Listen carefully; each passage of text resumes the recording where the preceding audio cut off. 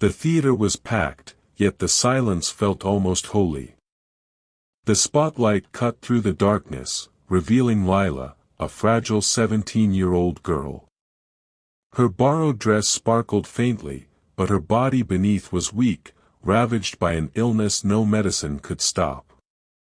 She gripped the microphone with trembling hands, her breath shallow, but her eyes filled with unshakable fire. Nobody in the audience knew this would be her last song.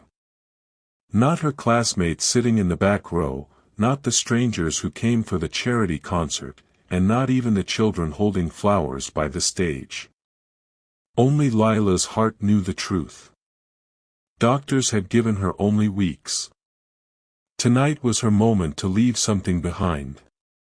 When the music began, her voice soared, delicate yet powerful, like a soul breaking free from its cage.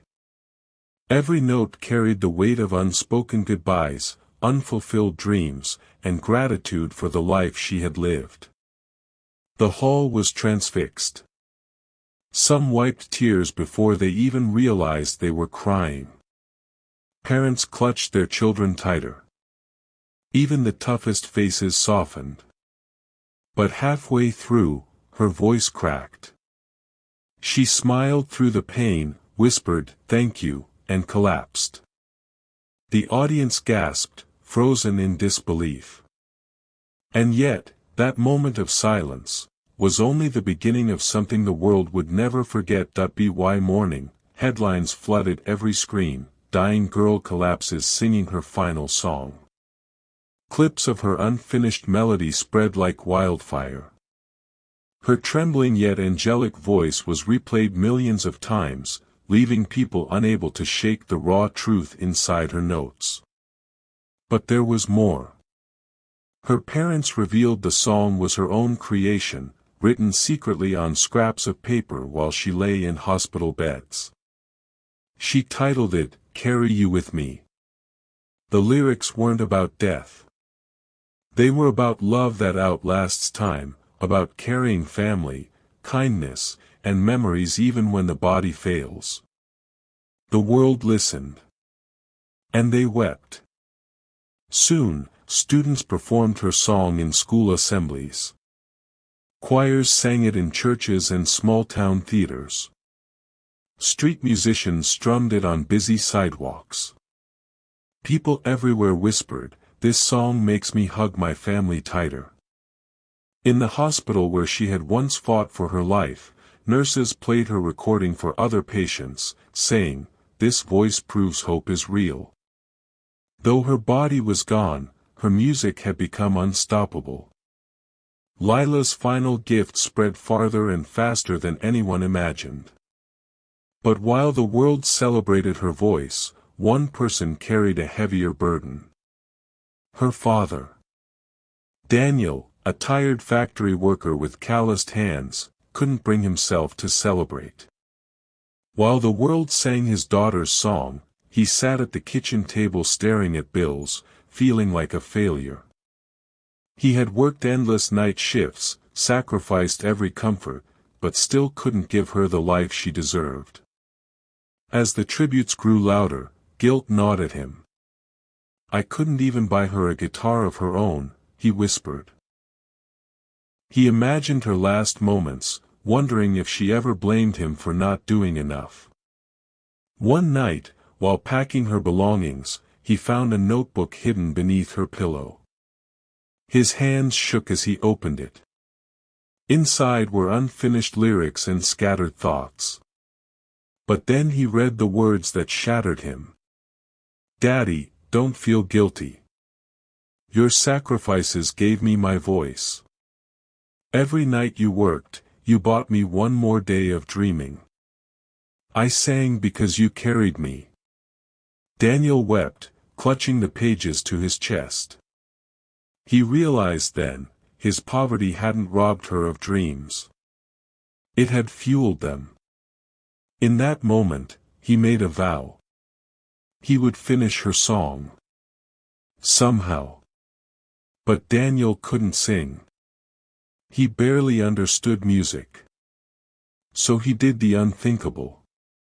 The next day, he walked to the town square, lifted Lila's notebook high, and asked struck first, only a handful gathered. A pianist, a street guitarist, a young choir from the local school. They had all heard of Lila. When Daniel showed them the unfinished lyrics, they treated the notebook as if it were sacred. Together, they worked day and night. Every missing line of melody was stitched with tears and hope. Strangers poured into the sessions, each adding a note, a harmony, a rhythm, as if Lila had written the song for them too. Someone recorded their rehearsals and uploaded the videos. Within days, they went viral. Crowds swelled. Musicians traveled from far and wide, wanting to lend their voice. What began as a grieving father's desperate wish turned into a global movement. Soon, a stadium offered its stage, free of charge, for Lila's unfinished song to be performed in full. On the night of the tribute, thousands filled the seats, holding candles that flickered like stars. Families, children, strangers, all waiting to hear the song that had captured their hearts. When the lights dimmed, Daniel walked onto the stage. His hands trembled as he opened her notebook. His voice broke as he read her words, while the choir and orchestra carried the melody. It felt, for a moment, like Lila herself was there. In yours for help, the final chord rang out. The crowd held its breath, waiting. Then, from the speakers, a fragile voice began to play. It was Lila.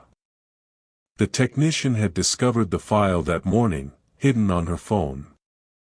It was her private rehearsal, her singing the missing verses no one had ever heard. Her voice merged with the live choir, echoing across the stadium. It was raw, imperfect, trembling, but real. The audience froze, tears streaming as the living and the departed sang together. Parents hugged their children. Strangers embraced one another. It wasn't just a concert, it was communion. When the final note faded, Daniel whispered into the microphone, "That was her final gift to us." The stadium erupted, not with cheers, but with reverent silence, as if no one dared disturb the sacredness of what had just happened. From that night forward, the song was no longer hers alone. It belonged to the world. In the weeks that followed, something beautiful happened.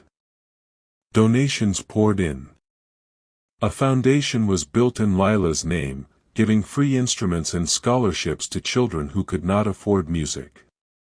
Her song, "Carry You With Me," became more than a melody, it became a ritual. Schools played it at graduations. Couples sang it at weddings. Families whispered it at funerals. Wherever people needed a reminder of love that transcends time, Lila's voice returned. And Daniel? The poor, broken man stood transformed. He wasn't rich. His house was still small.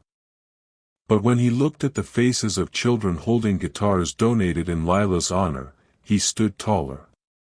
He realized he had given her everything, not through wealth, but through sacrifice, love, and faith. Then, one final twist arrived. Her doctors shared a secret. Though her body had been failing, her voice had strangely strengthened in her last weeks, almost as if her soul had prepared itself for one final mission. Her father smiled through tears. She knew, he whispered.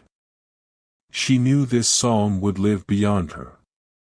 And indeed, it did. Her final song never truly ended. It still sings, every time a heart chooses love over despair.